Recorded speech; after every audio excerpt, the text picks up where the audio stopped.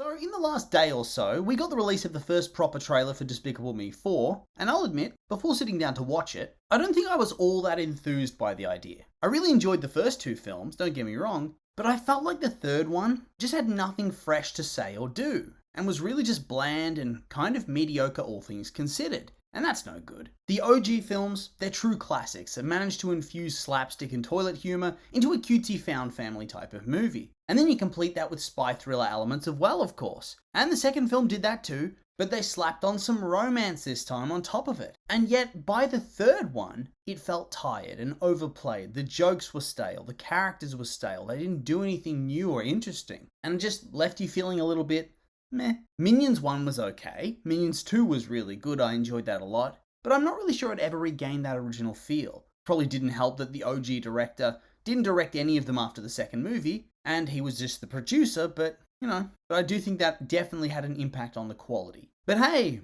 good news everyone! The OG director is back for this installment. And the screenwriter, Mike White, has been doing some really good work recently. So I really think this film has a lot of potential to reinvent the franchise and bring it back to what it should have been. It's never going to be an Oscar contender, let's be real. These types of films rarely are. And it was always going to do well. This franchise is a bona fide moneymaker. Billion-dollar box office grosses, you know the drill. So it would have done well anyway, but it is nice to see that they seemingly want to improve the franchise and not release trash nonetheless. Because they could get away with that. And so this brings us to the trailer, which, yeah, I liked it a lot. I laughed a fair bit, and I think it seems like it's going to be, well, it's bringing the franchise back to form. And you know what I'm loving especially these days? That we're away from that era where the major plot of films are spoiled in the trailer, to the point that it's a complete highlight reel, showing off the best jokes and the best one-liners. Here, not so much. It's rather vague, and it's designed just to build the hype and excitement by making you laugh and making you want to see more. Thank God for that. They really didn't show off that many scenes. But nonetheless, let's jump into it. Okay, so we start off the trailer with Sweet Child of Mine blaring, and that already got me in such a good mood if I'm being honest. They could have served up the worst trailer ever, but with that theme song, it would still look like $1 million. Really clever choice by the trailer editors here. We then get our first look at the Minions, in an all too relatable scene where one keeps lightly bopping the other one with a pool noodle, only to get absolutely bludgeoned in response. It's goofy, it's silly, and my god, it just further got me into that good headspace for the rest of the trailer. It was really clever and fun. Gives you that early laugh to draw you in further. And also, as a little brother, I will say this scene felt a bit too real. We then catch up with the Gru family who, well, they have a brand new baby brother, and yet the girls don't seem to have aged at all. Funny how that works. Anyway, whoever designed that baby, seems like they were watching The Incredibles at some point in the process because, yeah, well, look at that. Coincidence? I think not! And the baby hates Gru for some reason. Guess he takes after his grandma. He looks like a girl. Yes, he does. An ugly girl. Or maybe he's simply mad that they've named him Gru Jr. Like, who would do that? What is that his name, Gru Jr.? Or is it Felonious Gru Jr.? And if so, why would you call your baby by its last name as its name? Why would you even call a baby Felonious to begin with? No wonder the kid's salty. I would be too if I'm being honest. Because either you have a weird first name that your dad doesn't even use as your name, as in they've given you this terrible name that even your dad's embarrassed by, which forces you to also go by your last name, just like he does, or you were simply named Gru as your first name. The family last name is your name. Hello, my name is Gru Jr. No thanks. We then have the dude from the Anti-Villains League turn up and tell them, well, I presume an arch nemesis of Gru has escaped from prison and is going to hunt them down to seek revenge on him. And so now the entire family has to go into hiding to ensure that they don't get hurt by this guy. And it looks like this dude is maybe bug-themed, at least seems that way.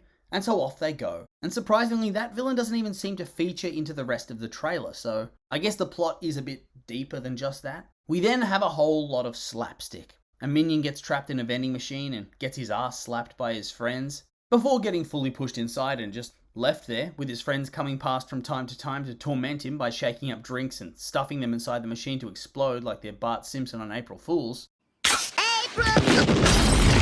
And then we see a completely unrelated sequence, or so it seems, where Gru Jr., some minions, and a new character named Poppy break into some old woman's house, I think. I mean, maybe it's the main villain's lair and this is like his mum or something. But yeah, they have a rather violent confrontation with a honey badger who's kept as a pet for some reason. Maybe he's just a guard badger, I don't know. He was in a cage. Until Gru Jr. manages to tame it with the power of pureed fruit, is that what that is? And honestly, I get it. That honey badger's based. Pureed fruit sometimes just, it hits the spot. And of course there was a lot of slapstick in this scene. Like, so much. Almost entirely. Also, I gotta ask, who's this Poppy character? Is she new? I think she is. I can't remember her from any other movies. And she kind of has Gru vibes, as in the nose. But then the orange hair from Lucy, maybe. And since Despicable Me is kind of insane, could she be like some time-traveling future daughter? I don't know. But I don't think you can rule out the possibility based on what we've seen. And also just the franchise we're talking about. It's a silly franchise with so much goofy shit within. I think they could easily make that kind of thing work, especially since time travel's been shown to exist in Minions 1. I mean, the way they did it didn't really make much sense at all, but it was just there as a funny little side thing to make the audience laugh as the Minions go about trying to find a master. If they actually used it for real in the storyline as an important character's backstory, I think they'd probably workshop it a little bit better and add a bit more depth. They then get confronted by the old granny, who I expect will be like some sort of minor villain. Like, looks like they're probably breaking into her house. They have some sort of purpose, and then she's going to confront them, fight them, and either chase them off whilst whooping Gru and the Minions' asses, or they like blow up her wheelchair, throw out the window, hang her off the clothesline, I don't know, leave her there in a heap. It could probably go either way, but I don't think she's going to figure into much of the movie, just this little sequence. We then see Lucy and the two younger girls in a supermarket action sequence. Looks like they're running away from something, or someone behind them. And good, I'm actually kind of hyped for this. I feel like it's a dynamic that hasn't really been explored all that much, and so they should dive into this a bit more. I didn't really see much of the oldest kid in this trailer, and that was a bit of a surprise, but I guess that since this is such a small selection of scenes, she's going to be cropping up more in the actual movie. Gru then has a chase sequence, a few super spy moments, and then we finish off with a bit more Minions humour to cap it all off. And yeah, this trailer, it explains very little, and really just serves to make you laugh and get excited by the action.